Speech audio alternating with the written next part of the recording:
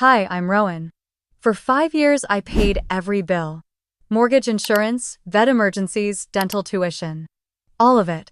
Then a fire burned down the house I still had my name on. No one called. Not to ask if I was okay. Not even to say thank you. When I showed up at my mother's door soaked and shaking, she looked me dead in the eye and said, "This isn't a shelter. You're not some stray." That's when I realized I wasn't family. I was funding. So I cut every single payment. And by morning I had 61 missed calls. Not one said, "I'm sorry, just don't cancel the mortgage." Before we dive in, what would you have done in my place? Leave a comment. Because some of us were never invisible, just edited out. The house was unrecognizable. Where once there had been a porch lined with potted geraniums and a front door painted ocean blue, now there were just blackened beams, broken glass, and the acrid smell of soaked ash. I parked across the street because the driveway was still cordoned off with faded yellow tape fluttering in the wind like a warning that had come too late. I sat in the car for a long time staring at what used to be mine. The house I paid for. Maintained. Insured. 5 years of premiums, repairs, pest control, gutter cleaning, winterizing the pipes. Every little thing I did to keep it standing while I lived in a one-bedroom studio downtown just in case my family ever needed space. And now it was gone. Nobody called me. Not when the fire started, not when the firefighters arrived, not when the insurance agent came by. I found out because a friend from the old neighborhood texted me a blurry photo of the ruins asking if everyone was okay. I zoomed in. Saw the familiar outline of our front stoop. And I couldn't move for a solid minute. Now I was here. In the rain.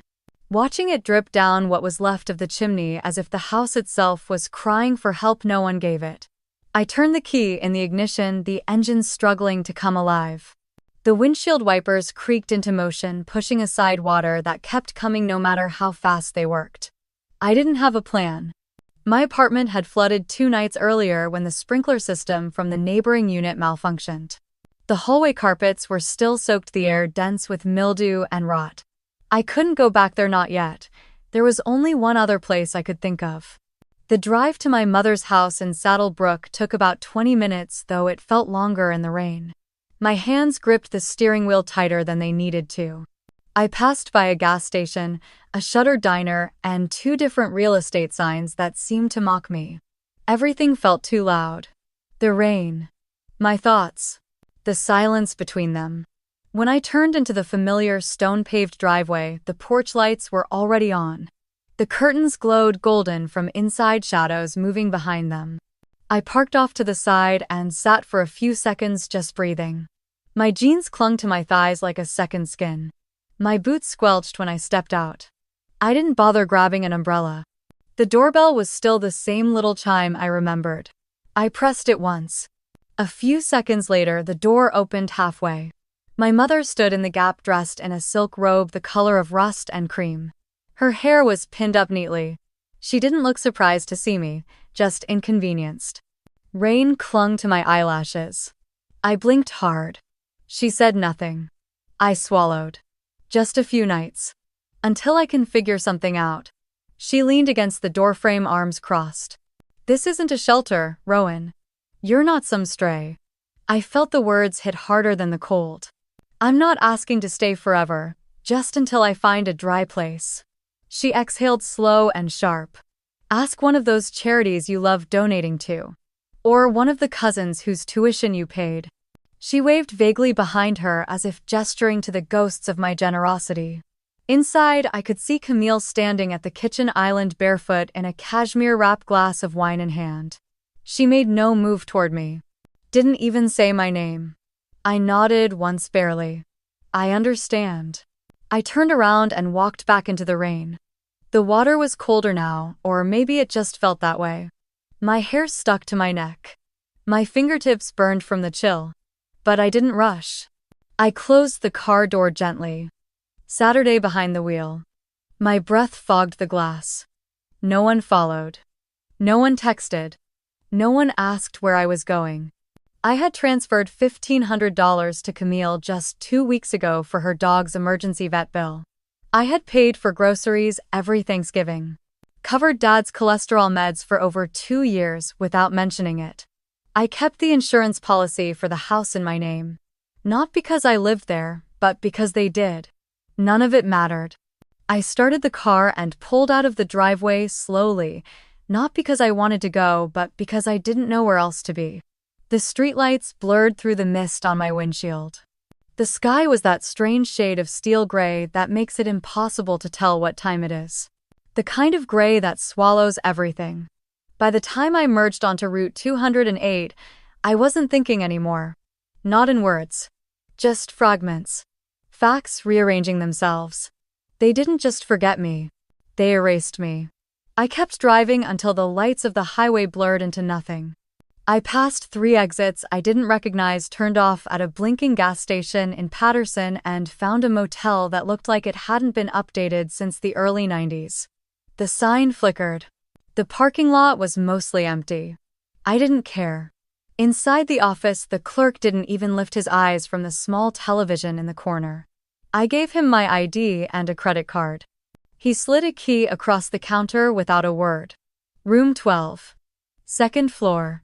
The carpeted stairwell smelled like mildew and wet cigarettes. The kind of place where no one asks questions and everyone minds their business. I liked that. The room had one working lamp and a bedspread printed with faded pine trees. There was a loud hum from the mini fridge. The air conditioner stuttered every few minutes like it was remembering how to breathe. I didn't take off my shoes. I just sat on the edge of the bed, dripping onto the worn carpet, staring at the closed door. I hadn't eaten. I hadn't slept in 48 hours.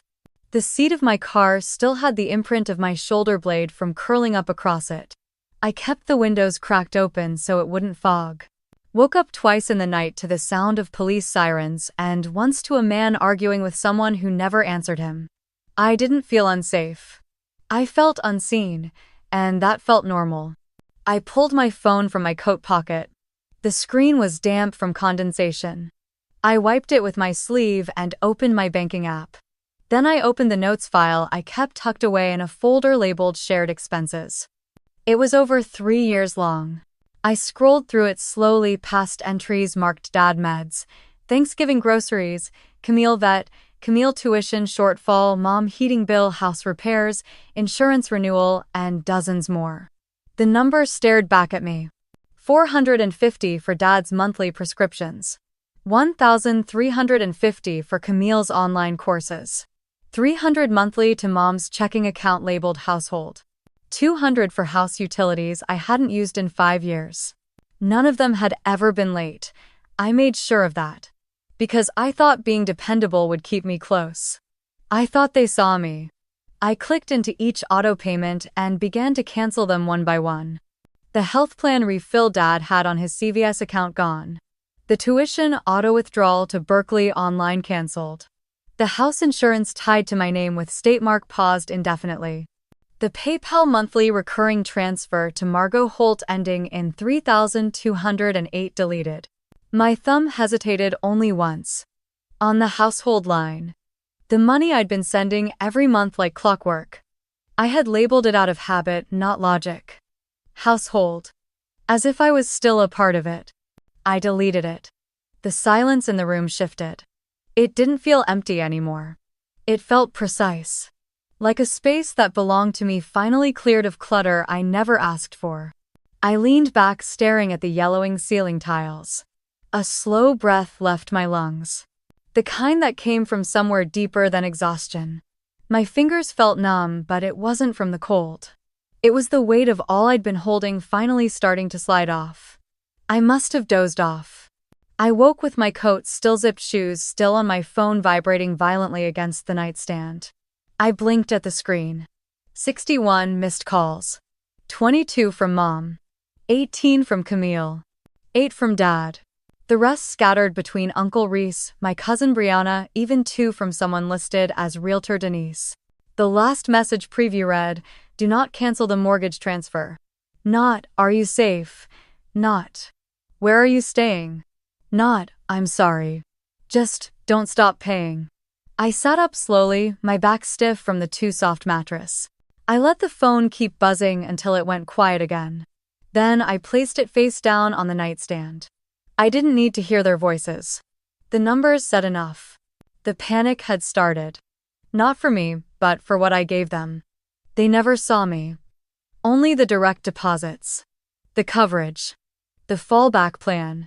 I got up and ran the tap in the bathroom. It sputtered once before turning lukewarm. The bar of soap was the size of a cough drop. The towel smelled like bleach and despair. But I washed my face.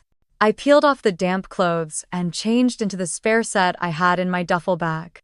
Black tee. Worn jeans. Socks with a hole at the heel.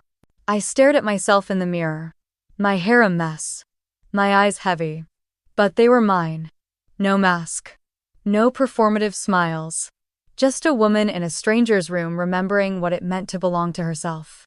Back in bed, the room had gone dim. The buzzing had stopped. I turned off all notifications. No more alerts. No more emails. No more please masked as control.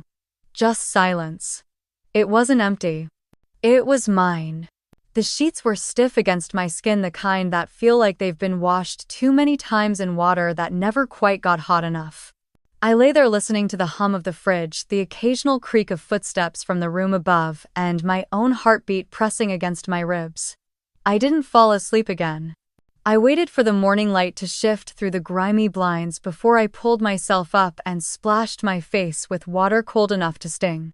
There was no mirror in the bathroom, just a scratched-up piece of plastic that barely reflected light, let alone a person. Maybe that was fitting. I dressed slowly. Jeans still damp around the cuffs, sweatshirt stiff with yesterday's sweat. I tucked my hair under a knit cap, grabbed my laptop and charger, and headed out. I needed somewhere with warmth, power outlets, and silence. The public library on Elm Street was all three. The walk took about 20 minutes. I passed shuttered storefronts, a half-frozen puddle with oil swirling on the surface, and a school bus hissing to a stop. The air smelled like leftover snow and diesel. I kept my head down. Inside the library, it was warmer than I remembered. The air had that familiar scent of old paper and fabric-covered chairs, a little stale but oddly comforting. I found a spot near the back window, plugged in my laptop and connected to the Wi-Fi. My fingers moved on autopilot. I wasn't sure what I was looking for until I was already typing. Saddlebrook Neighborhood Watch. That was the Facebook group my mom and Camille used to post photos of community cleanups and bake sales. I hadn't been part of it in years. Not after the third time Camille tagged me in a fundraiser and got mad when I didn't share it. But it was public now, at least the top posts. And there it was. Pinned to the top. A photo of what used to be our house or mine, depending on who you asked. The caption read, "Tragedy struck our neighbors on Maple Drive. Margot and Camille Holt lost everything in a house fire last week. Please consider donating to help this family rebuild." There was a link to a GoFundMe. Goal $20,000. Donations so far $19,460. My chest went still. I clicked the link. Camille had written a heartfelt story about how she and our mother barely made it out in time, how years of memories were lost in the fire, how they were grateful for the outpouring of community love. There was a slideshow. Childhood photos of Camille. Mom on the porch with her knitting. Family barbecues where I'd done all the grilling, cropped just enough to cut me out. Not one word about me. Not a single mention. No acknowledgement that I had paid every insurance premium for 5 years. That the house had been in my name until I signed it over to Camille for grant purposes. My name had been erased. Again. I scrolled through the comments. Praying for you and your mom. This is so heartbreaking. Sending love. And then, wait, wasn't the older sister helping financially? Someone told me she pulled the plug right after the fire. Another reply, wow. Can't believe people turn on their own family like that. Shameful. I stared at the screen, the words flattening against my chest like a cold hand. My pulse didn't quicken, my hands didn't shake. I just felt tired. But I remembered something. A moment I had forgotten until now. It was 9 months ago. Camille had called me on a Saturday morning, voice bright and urgent. She said she was applying for a community improvement grant, and the application required proof that she was the sole owner of the property. I remember asking, "Are you refinancing?" No, she'd said. "It's just a technicality. I can't get approved unless I show 100% ownership. It's temporary. Purely procedural." I didn't want to complicate things. I was busy. I had a client deadline. I opened the PDF she sent and signed the form electronically. I never read the fine print. She had said it would help. What she meant was it would help her erase me. That single digital signature had removed me from all claims to the property. It had cleared the path for Camille to be listed on the GoFundMe as the homeowner. For Mom to cry in interviews about her brave daughter Camille picking up the pieces. For the community to rally behind their survivors. I wasn't just absent from their story. I had been written out with my own hand. I shut the laptop slowly and sat back in my chair. The overhead light flickered once. A group of kids passed by with a librarian trailing behind them, her voice hushed but firm. Outside the window, a dog walker stopped to untangle two leashes. A UPS truck double parked. Life went on quiet and indifferent. My phone buzzed in my coat pocket. I didn't check it. Instead, I pulled out my notebook. The one I used to track payments and receipts. I flipped to the first page. January 2021. HVAC repair. $850. February, new dishwasher. $630. March. Property tax installment. $2,200. I flipped further. October 2022. Camille asked for $1,200 for vet bills. November. $300 for Dad's new prescriptions. $180 for Mom's dental visit. $450 for Camille's rent shortfall. It went on like that. Page after page. I was their safety net, their fallback, their funding model.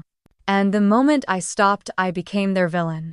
The librarian came by and gave me a gentle smile. "We're closing early today. Staff meeting."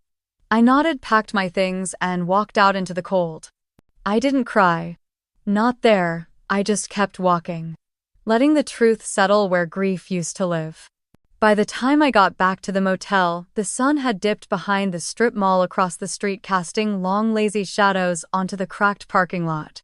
The front desk clerk gave me a small nod and pointed to the counter. "This came for you about an hour ago. Courier. No return address." I picked up the envelope. Thick cream-colored paper with my name scribbled across the front in slanted cursive. It looked rushed but deliberate. I turned it over in my hands. The seal was already slit, like someone opened it and thought better of reading what was inside. Back in my room, I set it on the bed and just stared at it for a moment. I don't know why my chest felt tight. Maybe because I already knew whatever was in it wasn't going to be good. I opened it slowly. Inside were 3 folded sheets of paper. Legal copies. One was a scanned version of the homeowner's insurance policy from 4 years ago. My name printed neatly at the top. Rowan Elise Holt. Policyholder. But across it in bold ink was a thick black line striking straight through my name. Below it, in different handwriting, someone had written Camille L. Holt. Next to it in the margin was a date from 7 months ago. And under that a signature. Jared A. Holt. My father. I kept reading. There was an amendment page. A notarized form confirming change of beneficiary and coverage rights. The language was standard bureaucratic cold. I wasn't listed anywhere, not even as a prior owner. I held the paper between my fingers and stared at that signature. I knew that handwriting.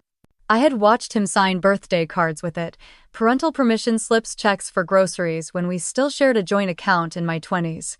It was him. Not Camille. Not Mom. Him. And I remembered something. 2 years ago, right after that pipe burst in their kitchen, Mom had handed me a red folder.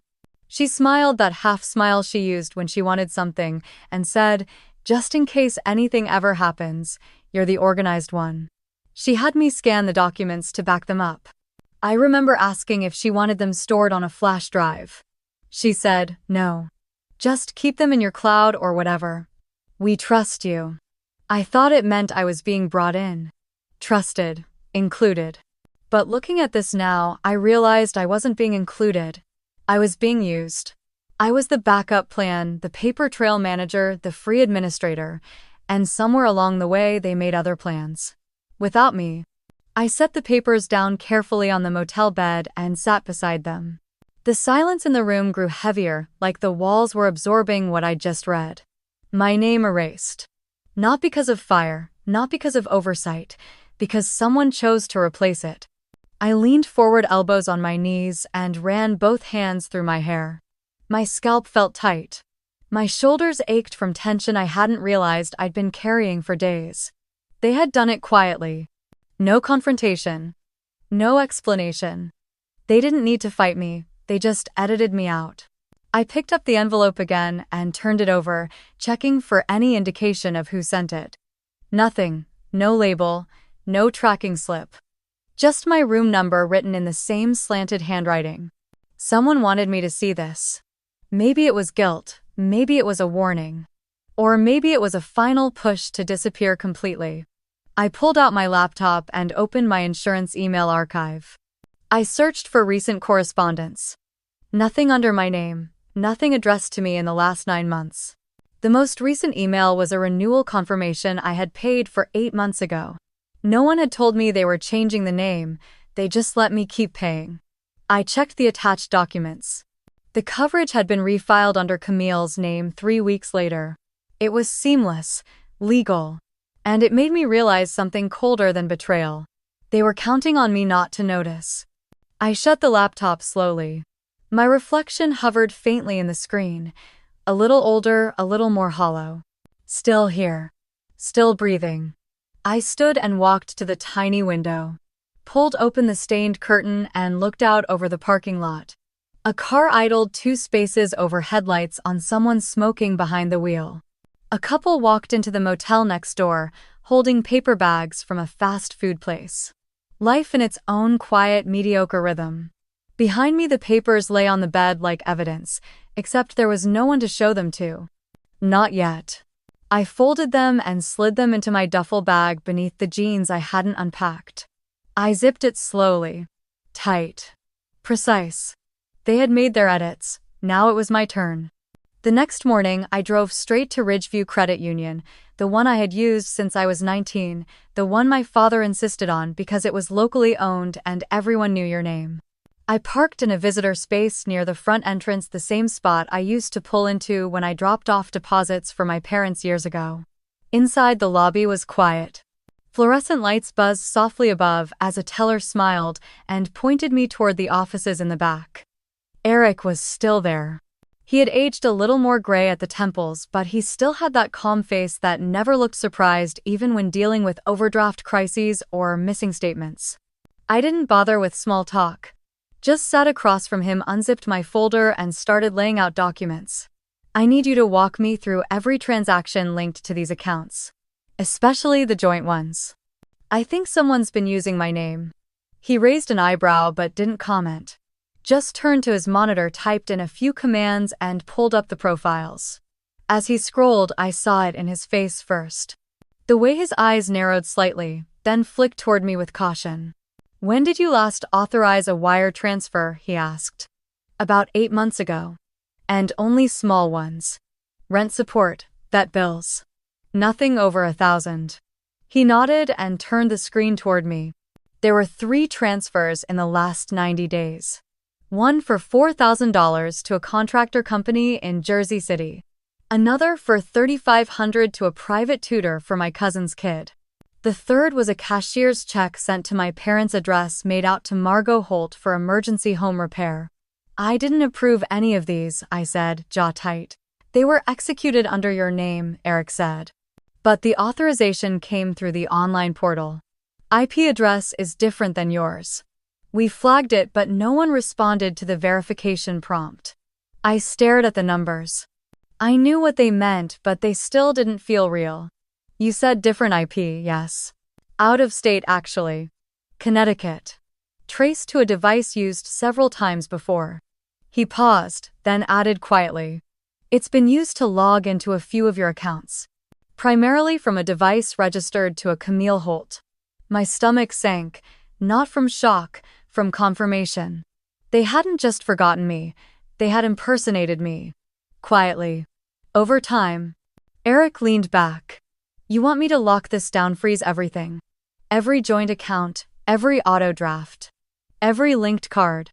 I want full control, reset. New credentials. No access from anyone but me. He nodded. I'll issue a freeze order and notify fraud protection. If you want to pursue it legally, we can escalate to our compliance team. Not yet. Just shut it down for now. He moved efficiently, fingers tapping across his keyboard, issuing commands I couldn't see. I sat still, arms crossed, watching the accounts I had built become untangled, closed, reclaimed. 10 minutes later, he printed confirmation forms and handed me a folder. It's done. Any new activity will be blocked. All linked accounts are separated. You're the sole owner now. Thank you, I said, my voice steady. Eric gave me a long look. He didn't ask what happened, he never did, but there was something in his expression. Like, he knew exactly the kind of betrayal that doesn't come with bruises. Back in the car, I stared at the folder in my lap. The engine was off. The silence pressed in thick. I rested my forehead on the steering wheel and breathed in deep. Then my phone buzzed. I looked at the screen. Camille. I let it ring twice, then opened the message preview. You've made everything worse. Mom is panicking. Dad's confused. Why are you doing this? Another ping. We're not the enemy, Rowan. You're tearing the family apart. I closed the notification. They didn't say sorry. They didn't ask if I was okay. They didn't deny using my accounts. They were only upset that I noticed. I scrolled through my messages, all from the last 2 days. Calls I hadn't returned.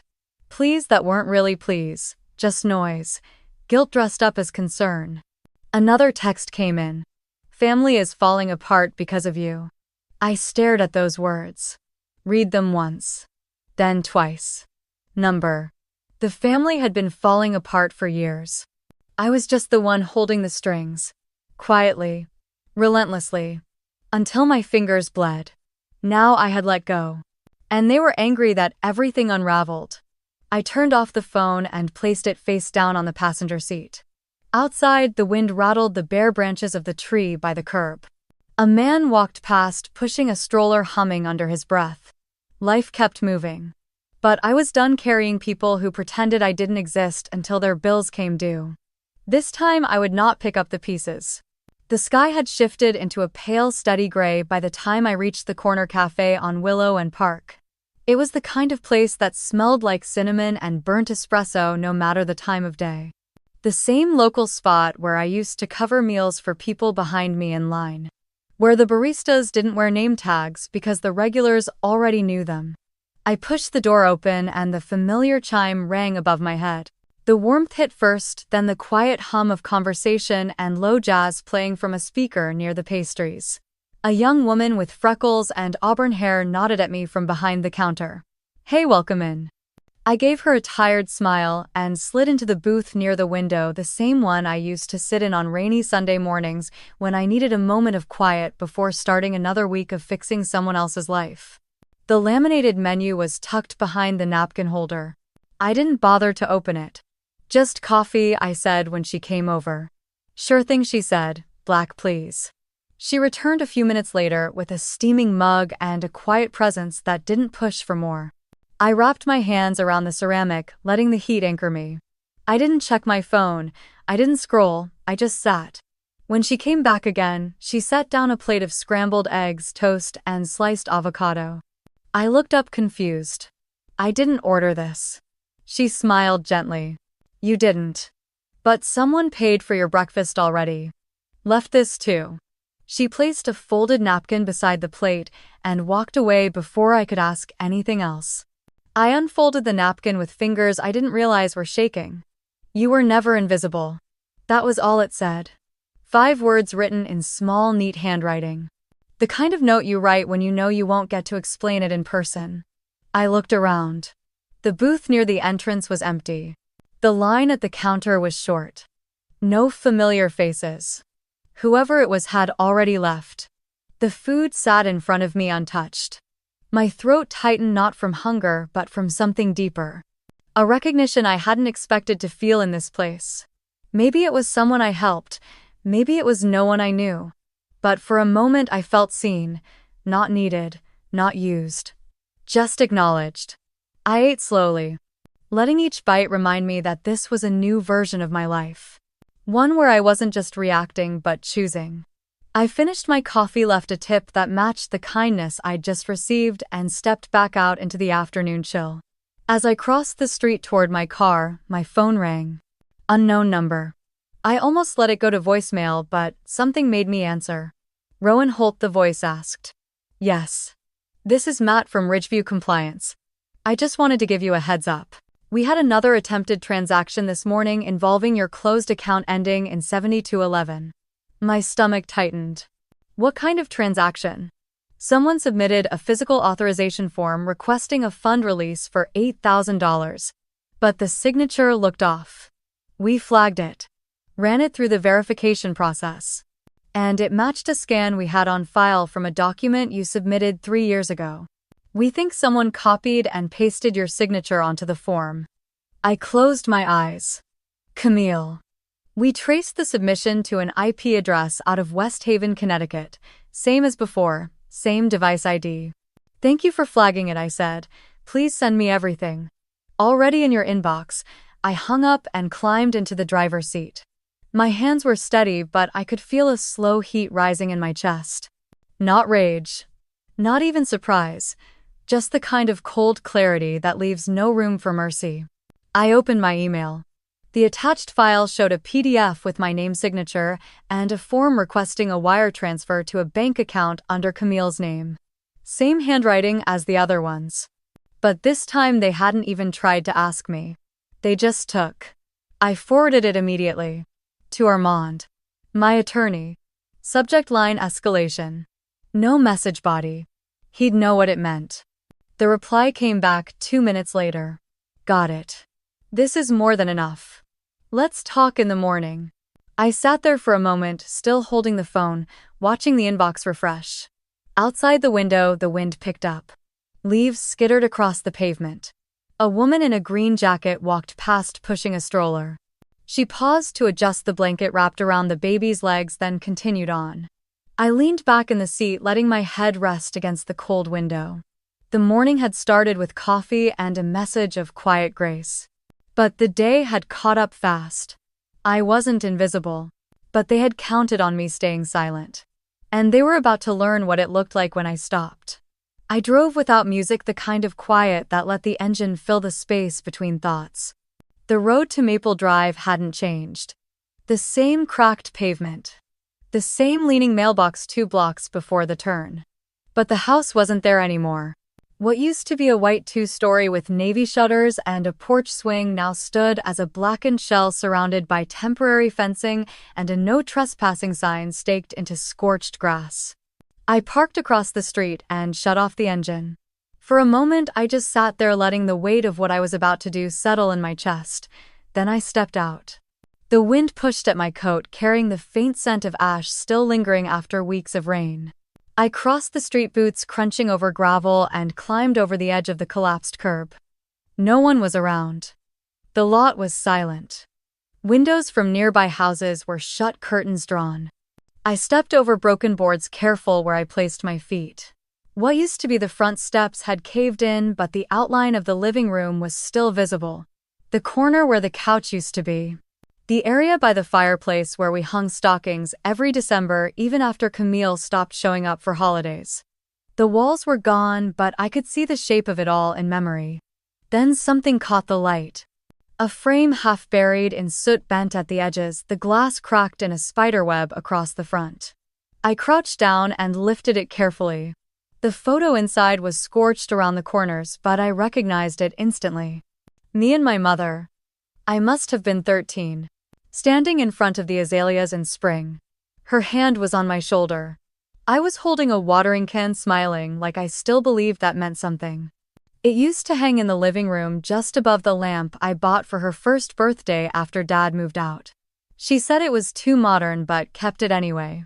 Now the frame was warped and our faces were faded, but the image remained. Her hand, my shoulder. That frozen second where everything had once seemed okay. I held the frame against my chest, the soot rubbing off on my coat, and closed my eyes. Then I stood and walked back to the car. I didn't cry. I didn't look back. At the fire department on Crestview Avenue, the woman at the desk wore a blue vest and reading glasses on a red cord around her neck. I explained what I needed. She narrowed her eyes at me but didn't argue. Just asked for ID and waited while her computer loaded the database. "Give me a few minutes," she said. I sat in a metal chair near the exit and stared at the floor tiles, counting the scuff marks and wondering which ones belonged to me from a lifetime ago when I volunteered at the station in high school. 15 minutes passed before she returned a thin folder in her hand. Residential fire report. Incident occurred at 11:26 p.m. Cause overheating of a portable electric space heater. Room of origin upstairs, bedroom northeast corner. Camille's room. I flipped through the pages. The heater had been plugged into an overloaded power strip. The circuit breaker failed. No sign of tampering, no sign of outside interference. The notes were precise. Accidental fire due to neglect. I read it twice just to be sure. Then I reached into my bag and pulled out my phone. 8 months ago, Camille had emailed me. "Hey, sis," she wrote. "The heater in my room is acting weird. Smells like burnt plastic. Mom says we should replace it, but cash is tight. Any chance you can help?" I had replied the same day. Sent her $300 through Zelle. She thanked me once. Never mentioned it again. I checked my banking app. Transaction confirmed. She never bought the replacement. She kept the money. The same heater she claimed was dangerous was the one that started the fire. I stared down at the report again. The fire that erased my name, my history, my role in that house, didn't start from some random fault in the wiring. It started from a problem I had paid to prevent. I closed the folder and returned it to the clerk. She offered to make a copy, but I shook my head. I already had what I needed. Back in the car, I sat still for a long time, letting the timeline click into place. The request, the payment, the silence, the fire, the fundraiser, the signatures, the deletions. It wasn't one moment. It was all of them. Each one planned just enough to look like an accident. Until it wasn't. The air outside had turned colder and the clouds were pulling in low and heavy. But I didn't shiver. I knew exactly what I was going to do next. I pulled into the library parking lot just after 9. The sky had that heavy gray look of early winter, thick clouds pressing down like the day couldn't breathe right. I grabbed my bag, stepped out of the car, and zipped my coat all the way up. Inside, the air was still and warm. I nodded at the same librarian from last week who gave me a look like she remembered I wasn't there just for a mystery novel. I settled into the back corner again, same spot near the outlet. The laptop booted up slow like it sensed my tension. I opened my browser and typed in the GoFundMe URL Camille had linked from the neighborhood group. The page was still active. Raised $22,380. I clicked into the donor comment section. Dozens of notes. Thinking of you. So sorry for your loss. Proud of how strong you are, Camille. A few of the names stood out. Mrs. Ellison from our childhood church. Uncle Roy. Even the finance director from Dad's old investment club. I kept scrolling until I found the organizer statement. Camille had written it herself. "I'm the legal homeowner of the Maple Drive property. My mother and I have lost everything in this fire. We are a small, tight family. As the sole provider, I've carried our household alone. This home was my responsibility, and now it's gone. Please help us rebuild." No mention of me. Not my contributions. Not my name on the deed before she asked me to remove it. Not the insurance I kept alive until 2 months before the fire. Just her, a devoted daughter with a grieving mother. I moved to another tab and searched public records. The grant she applied for through the Community Relief Fund. I had to fill out a short request form, but the digital file arrived in my inbox 10 minutes later. It confirmed what I suspected. She had submitted under the status of sole property owner. Caregiver to 2 elderly parents. No co-applicants. No secondary contributors listed. She received $12,500 from that alone. Combined with GoFundMe, that was over $34,000, and not one word of it had passed through me. I clicked over to a different folder on my desktop. Scans of every payment I had made for that house since 2019. HVAC maintenance, plumbing repairs, roof patching, electrical inspections. All in my name. All paid from my accounts. I opened my banking app and scrolled through the transfers. One by one, I matched them to receipts and screenshots. Then I opened a new email. To every cousin who ever asked for a loan. To Mom's pastor at Grace Chapel. To the board of Dad's old investment club. To the contact group labeled Family Admin, a list Camille created back when she wanted me to help coordinate holiday gifts. I wrote in plain language. Hello. There are things you may not know about the house fire on Maple Drive. Things left out of the public story. Then I added the facts. No embellishments, no venom. Camille requested and received emergency donations totaling more than $34,000, presenting herself as sole homeowner and caretaker. That was never true. For 5 years, I paid every bill for that house while living in a studio apartment across town.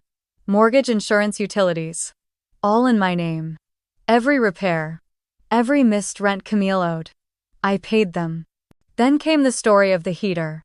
The emails, the ignored warnings, the photos from the fire inspector. I attached the documents. Screenshots of bank records, insurance notices, the fire department's report. I labeled every file with dates and context. At the end of the email, I wrote one line. You cannot disown someone you never truly welcomed. I stared at the screen for a long time before hitting send. When I finally clicked it, the air felt like it shifted, like the static in my chest had finally moved out. I sat back and closed my eyes. I didn't feel powerful. I felt exact. Outside, the wind pressed harder against the windows. A teenager in a varsity jacket ran across the parking lot with a stack of books under one arm. A mother guided her toddler toward the entrance, one mittened hand dragging behind. I watched for a while, letting the quiet fill in the cracks where anger used to live. Then I packed up my laptop, slid the charger into my bag, and walked out without looking back. I returned to the motel just as the sky darkened into that color between navy and storm. The air was thick, restless, like it knew something was coming. I unlocked my door, stepped inside, and dropped my bag onto the bed with a soft thud. The hum of the heater kicked in almost on cue, a low rumble that reminded me how thin the walls were and how temporary everything still felt. I had just slipped off my coat when I heard the knock. 3 sharp raps. A pause. Then 2 more. I froze. Not a delivery. Not motel staff. This was different. I moved to the peephole slowly, my breath shallow. It was her, my mother. She stood in the hallway with her coat still buttoned, scarf damp from mist, eyes narrowed like she had rehearsed the confrontation all the way there. She didn't look like a woman in mourning or regret. She looked like a woman who wanted to control the room before she even entered it. I opened the door just wide enough. Hi, I said. We need to talk, she said, brushing past me like it was still her house, still her right. She didn't wait for permission. Didn't ask to come in. Just walked inside and turned to face me with her purse still clutched in one hand like it carried all her defenses. You sent that email, she began, voice tight, barely contained. To everyone. The church, your father's colleagues, the family. Yes. Why? You know why. You humiliated us, Rowan. Your father can't show his face at the club. Camille hasn't left the house in days. I had to cancel our lunch with the D'Angelos because of the whispers. I leaned against the wall, crossing my arms. So you're not here because of what you did. You're here because people found out. She blinked, then stiffened. Don't twist this. I'm not. I'm clarifying. She stepped forward, each word like a match she meant to strike. Do you have any idea what it feels like to be gossiped about by people you've known for 20 years, to have them look at you like you're some kind of parasite? I tilted my head. I might. Though for me it came with silence. No invitations, no questions. Just being edited out of my own life. You never made it easy, she said. Always so distant. So independent. You didn't want to be part of things. I paid for everything, Mom. That was my way of showing up. That's not what families need. What do they need then? I asked, voice quieter but sharper. Someone who smiles and nods and lets you use their name, their credit, their life so long as they don't make a scene. She hesitated, then deflected. Camille's heartbroken. She said you blocked her. I did. Because of a few mistakes. Because she forged my name. Lied about the fire. Used my history to raise money and never mentioned me once. Not even to ask if I was okay. She turned away, then back again, her hands fluttering once before steadying on her purse strap. You think this is all about money? Isn't it? No, she said, voice lowering like it was supposed to be more intimate. It's about how you made us look. There it was. Not who I was. Not how I was hurt, just the optics. You made us look selfish. You made us look cruel. And you, her voice cracked slightly, you made it public. I stayed quiet for a moment, letting that settle. Then I asked calmly, what was I to you? She frowned, unsure how to answer. What role did I play in this family? What was I to you when I wasn't handing you a check? She opened her mouth, then shut it. Finally, she said. You are the responsible one. The reliable one. That's not love, that's labor. She flinched. I used to think if I gave enough you'd finally see me as a person. Not a problem solver. Not a fallback. Just your daughter. She looked down. You were never not my daughter. Then why was I so disposable? She didn't have an answer. Just silence, stiff and shivering in the air between us. You want me to apologize? She asked eventually. Number? You want us to beg number? Then what do you want? Rowan, I exhaled slowly. I want you to stop pretending that silence wasn't a choice, that forgetting me was accidental. I want you to stop treating me like the storm when I was the roof.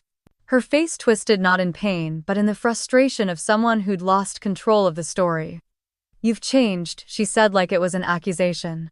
Number, I just stopped apologizing for not being Camille. She turned hand on the doorknob, now her back stiff as iron. You'll regret this, she said without turning around. I didn't move. I already did. For 5 years. She opened the door, stepped out into the mist, and let it shut behind her. I stood there for a long while, letting the stillness return. Letting it wrap around my ribs like something earned. Then I turned off the overhead light and sat down at the desk. I didn't cry, I didn't chase her. And I didn't wait for her to come back. The apartment was quiet that morning, the kind of silence that felt earned, not empty. I had folded the last of my laundry and placed a fresh pot of coffee on the counter. Sunlight streamed through the small kitchen window, catching on the dust motes floating in the air. There was nothing urgent. No alarms, no missed payments, no unanswered demands. Then came the knock. It wasn't loud, but it was firm. The rhythm told me who it was before I even checked. I stood still for a beat, then walked to the door and looked through the peephole. Camille. She looked smaller than I remembered. Hair pulled back into a tight ponytail, face, pale lips pressed into a line like she'd rehearsed what she came to say but was already exhausted from the effort. Her hands were clenched at her sides. The sweater she wore hung loose on her frame sleeves, pulled over her knuckles. I opened the door just wide enough. Hey, she said. Hey, can I come in? I didn't answer right away. Then I stepped back. She walked in slowly, like the air inside might reject her. I watched her scan the room, her eyes catching on the couch, the bookshelf, the empty dining table. No family photos. No framed certificates, just a plant on the windowsill and a clean floor. Nice place, she said. Thanks. She didn't sit. Just stood near the chair, fidgeting with the edge of her sleeve. I didn't know where else to go, she started, then stopped. Her voice already cracking. What do you need, Camille? She looked at me, then really looked. Her eyes were red around the edges, like she hadn't slept in days. It's Mom, she said. She's not doing well. Not since. Everything. Dad's blood pressure's through the roof. The stress is making it worse. They're talking about bringing him to the VA hospital in Trenton. I nodded but didn't speak. She took a breath. I just thought, Maybe you could help. Just this once. I raised my eyebrows slightly. Just this once. Her mouth opened, then closed. It's not like before. She tried again. I'm not asking for a blank check. Just a little help to get them through the week. The words sounded familiar. Polished, practiced. Like she had used them before on someone else. Or maybe just said them in the mirror enough times to make them sound reasonable. You always say that, I said quietly. One more time. Just this time. But it's never just once, is it? Her face tightened. It's different now. Is it? She looked down at her shoes. Mom is scared. She says you've turned everyone against us. Dad's embarrassed. They don't know how to face people anymore. And that's my fault. I didn't say that. You didn't have to. There was a long pause. I let the silence stretch between us like a wire pulled taut. Do you remember I asked when you told me you needed help getting approved for the townhouse loan? You said it would only be for a year and that you'd handle everything. She didn't respond. Then you stopped making payments. And I had to cover them because the lender called me, not you. That was 3 years ago. I said I was sorry for that. You didn't say it to me, you said it to a voicemail. She looked away. I didn't come here to fight. No, you came here because you thought maybe I still had something left to give. That's not fair. Isn't it? She exhaled hard, shoulders sagging. So, what you're just done with all of us, just like that. I stood straighter. You want to know what's unfair? I gave for 5 years. Quietly. Relentlessly. I gave while you pretended I didn't exist. I paid for everything while being left out of birthdays, holidays, even emergency calls. Then when everything burned down, you erased me. I never meant for it to go that far. But it did. She blinked fast. I just thought maybe deep down you'd still care. I do care, that's the problem. I cared enough to break myself trying to hold you all together. But caring doesn't mean I have to bleed every time you want more. She bit her lip, hands tightening again. It's just for this week. For Mom. It's never just for this week. It's never just once. You don't want a bridge, Camille. You want a faucet you can turn on whenever it suits you. Her voice cracked then. You don't know what it's been like. Everyone's judging us. You made it all public. You made it public when you put your GoFundMe in the neighborhood group. You made it public when you used my name and pretended I was gone. All I did was correct the record. She swallowed hard. I don't know what to say. Then say nothing. We stood there in silence, the tension thick and final. She stepped toward the door. So that's it, I nodded. That's it. She opened the door, then paused. For what it's worth, I didn't want to hurt you. You just didn't want to face what it meant when I stopped helping. Her eyes brimmed but didn't spill. She stepped into the hallway without another word. No apology, no goodbye. No deal. I closed the door gently behind her and locked it. Then I walked to the kitchen, poured myself a cup of coffee that had gone lukewarm, and stood by the window as the clouds began to break. The first ray of sun slid across the countertop like a quiet answer to a question I didn't need to ask. She came, she asked. And I didn't bend. And that was everything. The voicemail from Armand came just before lunch. I was standing at the sink rinsing a chipped plate when his voice filled the room like a cold front. Rowan, call me when you get this. They filed. I didn't need to ask who. I already knew. I dried my hands, picked up the phone, and stepped onto the small balcony. The wind carried the scent of fresh mulch from the landscaping below. Somewhere a dog barked once and fell quiet.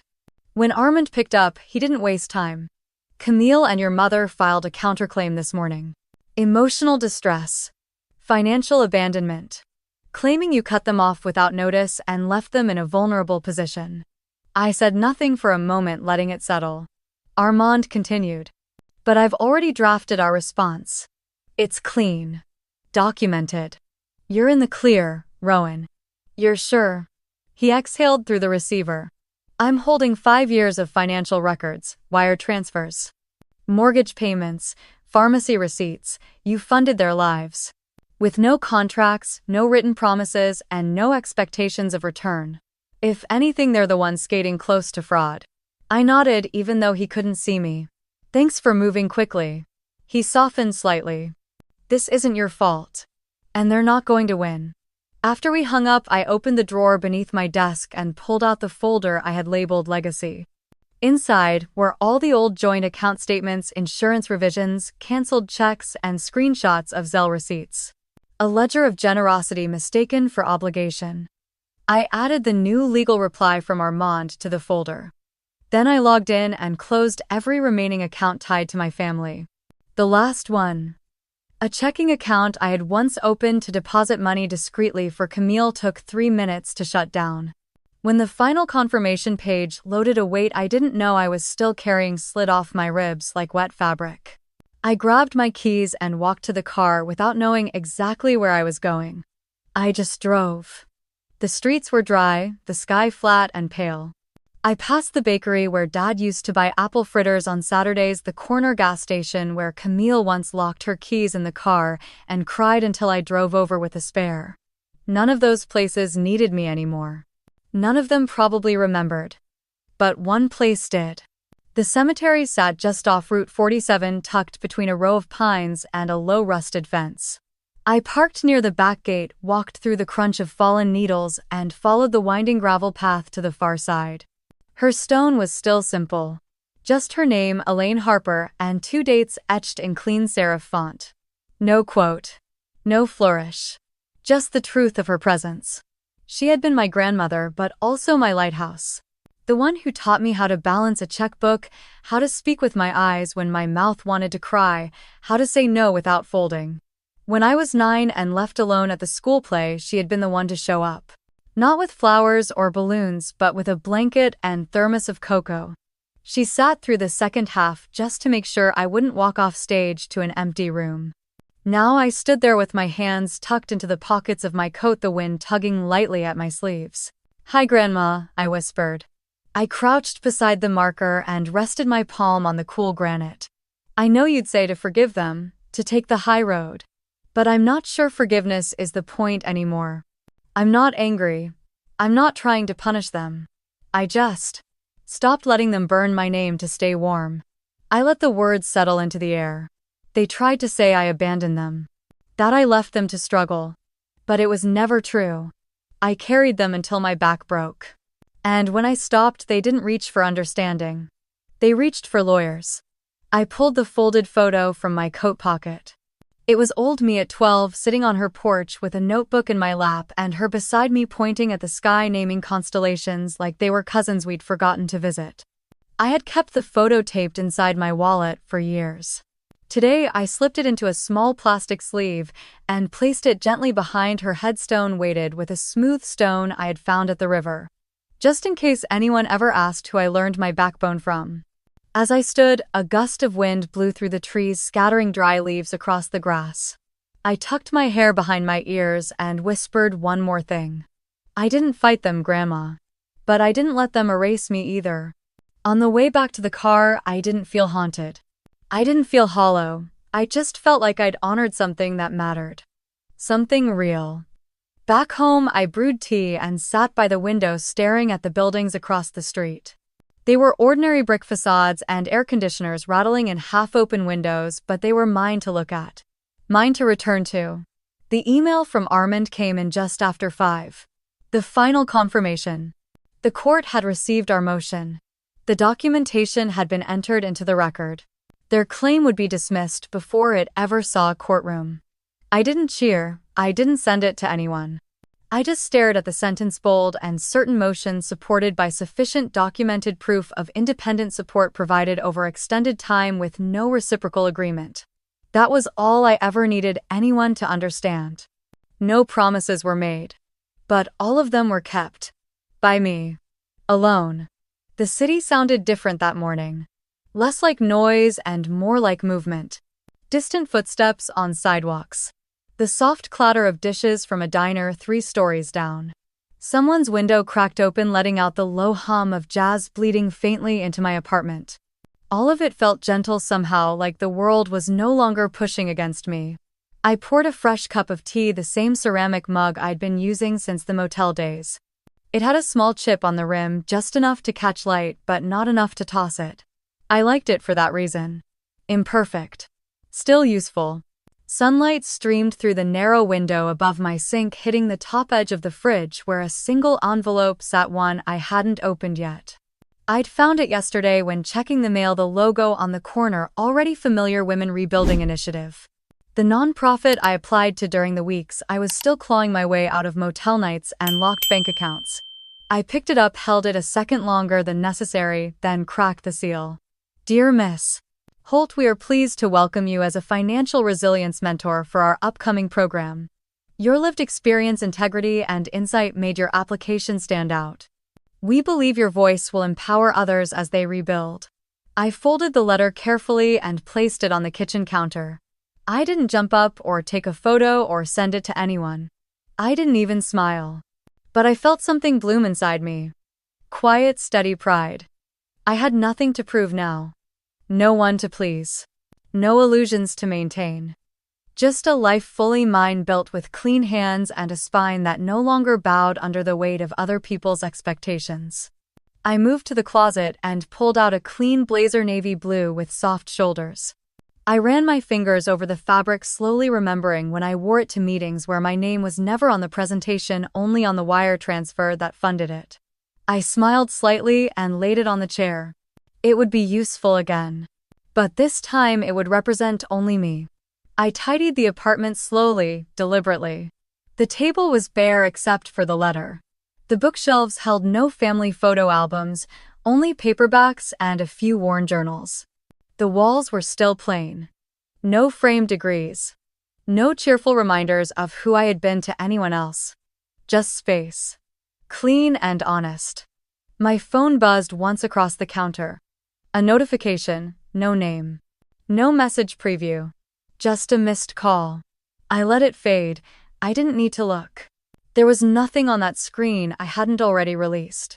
Later I walked to the market on 4th and Jefferson, the one where the owners now recognized me by face, not name. I picked out a loaf of sourdough, a bunch of tulips with closed petals still wrapped in paper, and a small wedge of sharp white cheddar. Nothing extravagant. Nothing for anyone else. Just enough to make the day feel like mine. At the checkout counter, the clerk, a young woman with braids pulled into a high bun, looked at the flowers and said softly, "Someone's having a good morning." I replied, and for once, it wasn't a reflex. It was real. I walked home slowly, letting the sun warm my back. No rushing. No calls to return. No crisis to clean up. Just the sound of my own steps and the soft rustle of the paper bag in my arms. When I got back, I trimmed the tulips and placed them in a thrifted glass vase near the window. Their color reminded me of fresh paint. Not quite pink, not quite coral, something in between, like transition itself. I sat down on the floor, legs crossed, the late afternoon light brushing the tips of my shoes. I opened my laptop and clicked into the folder I had labeled Proof of Love. It held every receipt, every transfer, every note. But I didn't scroll this time. I didn't need to. Instead, I opened a new document. At the top, I typed 3 words, what I kept, and beneath it I wrote the things they hadn't taken. My time, my peace, my clarity, my name. It wasn't revenge. It was reclamation. It was remembering that I didn't walk away bitter. I walked away because staying meant disappearing. By the time dusk pulled its soft gray shawl over the city, I had brewed another cup of tea and changed into a cotton shirt that still smelled faintly of lavender detergent. I turned on the small lamp by the bed, the one I bought with a coupon and had assembled wrong twice before getting it right. And I sat. No one was coming. No one needed me. And for the first time, that wasn't sad. It was sacred. They would spin their stories. They already had. I knew Camille would find new ways to twist the narrative into something palatable. I knew my mother would focus on optics, not truth. And my father would likely never speak of it at all. But I no longer needed to correct them. Silence for once was on my side. Because I knew what I gave. And I knew what I chose. A life built not from obligation but from boundaries. Not from sacrifice but from strength. Not to prove I was worthy, but because I already was. So now to you, if you're still listening, if this story found you, I want to say this. If you've ever felt forgotten by the people you held up for years, If you've been the strong one, the responsible one, the quiet one who paid for everything in silence. If your name was left out of the story you helped build, then I see you. And I want to hear your story. Share it below, because we are not invisible. And we're not alone.